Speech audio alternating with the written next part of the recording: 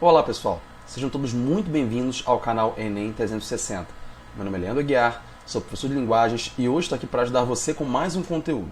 Antes de prosseguirmos, deixa eu te pedir um favor bem especial. Inscreva-se no canal e ative o sino para receber notificações e desse jeito não perder nenhuma novidade. Vamos lá? Hoje eu gostaria de falar sobre a questão 10 da prova azul do ano de 2018. Gostaria de falar sobre dois tópicos, gêneros literários e interpretação de textos, e também gostaria de falar sobre um autor que vale a pena ser discutido, em virtude da sua obra ser muito pertinente. Vamos à questão? A questão número 10 da prova azul de 2018 cita o autor Kuti. E eu gostaria de ler o seu texto e em seguida falar quem é o autor. Quebrando. Às vezes sou o policial que me suspeito, me peço documentos, e mesmo de posse deles, me prendo e me dou porrada.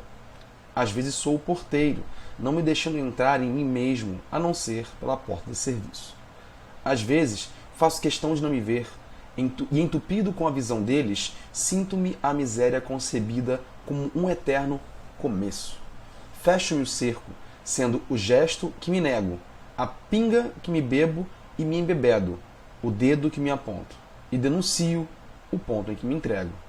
Às vezes. Bom, saber um pouco da obra desse autor implica em necessariamente conhecer a sua poesia, conhecer aquilo que ele escreve. Estamos falando de quem? De Kuti, que é um pseudônimo para o escritor Luiz Silva. É um escritor paulistano que começa a publicar ali na década de 80 e publica até hoje. E é importante destacar que a poesia desse autor é uma poesia bastante engajada, ele é um autor que recorre bastante aos mecanismos, né, sociais do nosso Brasil e incorpora isso dentro da sua poesia. Veja só um fragmento do comentário que ele faz a partir do que a poesia é para ele. Ele diz o seguinte: certa mordaça em torno da questão racial brasileira vem sendo rasgada por sucessivas gerações, mas sua fibra é forte, tecida nas instâncias do poder, e a literatura é um de seus fios que mais oferece resistência, pois, quando vibra, ainda entoa loas às ilusões de hierarquias congênitas para continuar alimentando com seu veneno o imaginário coletivo de todos os que dela se alimentam, direta ou indiretamente. A literatura, pois, precisa de forte antídoto contra o racismo nela entranhado. Bom, então percebam que o próprio autor ele já reconhece a partir de um sistema que o racismo, os preconceitos, eles não estão só na sociedade, eles entranham inclusive na arte, inclusive na literatura, inclusive nas artes, e a sua poesia de alguma forma é um canto de resistência e compromisso com essa poesia, com essa nova literatura que não enxerga, vamos dizer assim, preconceitos. E a partir do seu próprio texto a gente vai entendendo como isso funciona.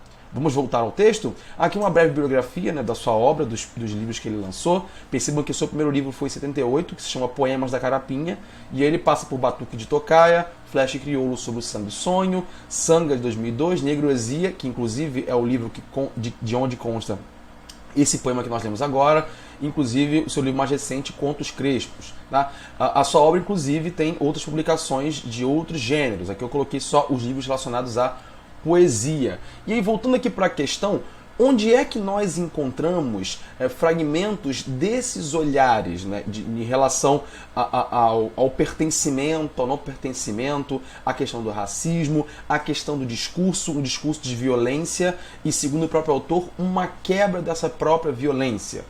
A gente percebe que nesse poema nós temos um eu lírico que de alguma forma vai incorporando ali discursos que ele ouve no Brasil, né? Às vezes eu sou o policial que me suspeito e peço documentos, ou seja, ele incorpora um pouco da opressão que ele sofre e mesmo eu de posse deles dou porrada. Às vezes sou o porteiro que não deixa entrar. Então percebam que o eu lírico já está tão já apanhou tanto da sociedade, já apanhou tanto da vida, que ele às vezes acaba sendo, em partes, um pouco do opressor também, por desconfiar de si mesmo, de não confiar às vezes em sua própria existência. E aí a questão ela é muito pertinente e ela é muito bacana porque ela diz o seguinte: na literatura de temática negra produzida no Brasil, é recorrente a presença de elementos que traduzem experiências históricas de preconceito e de violência. Nesse ponto a gente apontar, ainda não é o ideal, ainda não é o que esperamos, isso pode melhorar ainda mais, mas é interessante ver que tópicos como esse estão sendo abordados no Enem, pelo menos nas últimas 5 edições. Então, é importante, pessoal, que nós entendamos, literatura é um espaço de todos, literatura é um espaço onde toda e qualquer discussão deve ser trazida. E o melhor, longe de qualquer amarra, superando qualquer tipo de preconceito ou entrave, certo? E é bacana entendermos e discutirmos essa questão. No poema, essa vivência, que vivência é essa? Históricas de preconceito e violência. Ela revela o quê? Revela que o lírico incorpora seletivamente o discurso do seu opressor? Sim, incorpora seletivamente o discurso do seu opressor. Ou seja, o opressor, ele oprime, ele pratica as suas barbaridades, ele pratica o seu olhar de cima para baixo, e esse eu lírico, de forma seletiva, ele vai incorporando isso. Ou seja, ele encara a vida com um pouco de invisibilidade, principalmente em relação àqueles que ele considera menor do que ele encara a vida um pouco também por parte do próprio opressor, e essa opressão ela vem de vários níveis, seja do nível sistêmico, que é o nível da polícia, seja do nível mais invisível possível, que é o lance lá, por exemplo, da portaria, de não deixar entrar, de travar, ou de mandar entrar pela porta de serviço. Então perceba que a partir dessa verve ácida, mordaz, que alfineta mesmo, a poesia do Kut, ela faz muito sentido como um canto de resistência. Certo, pessoal? Vale muito a pena conhecer a obra desse autor e, principalmente, vale muito a pena refletir enquanto a nossa literatura ela soa racista e precisa também ser desconstruída. Principalmente porque vemos no Brasil, onde a escravidão demorou tanto tempo para ser abolida. Ok? Nos encontramos nos próximos vídeos. Até lá!